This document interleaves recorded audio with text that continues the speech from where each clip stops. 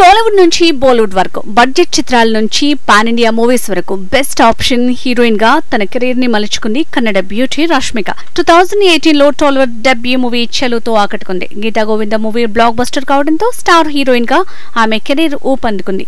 Pushpa the rise pan India range లో collections ని కొలగొట్టడంతో రష్మికకు pan India heroine image సొంతమైంది.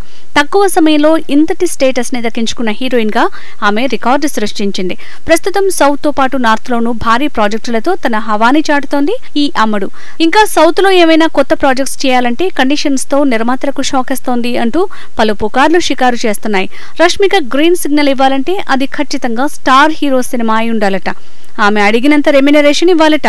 Remuneration లో ఎలాంటి డిడక్షన్స్ కి అంగీకరించదట. ఈ కండిషన్స్ తో నిర్మాతలకు చుక్కలు చూపిస్తోంది ముద్దుగుమ్మ అంటున్నారు క్రిటిక్స్. ప్రస్తుతం Pushpa the rule pan India మూవీలో నటిస్తోంది రష్మిక. దళపతి విజయ్ 66 చిత్రంలోనూ ఈ బ్యూటీ రొమాన్స్ చేయబోతోంది. దుల్కర్ సల్మాన్ సరసన సీతారామంలో నటిస్తోంది.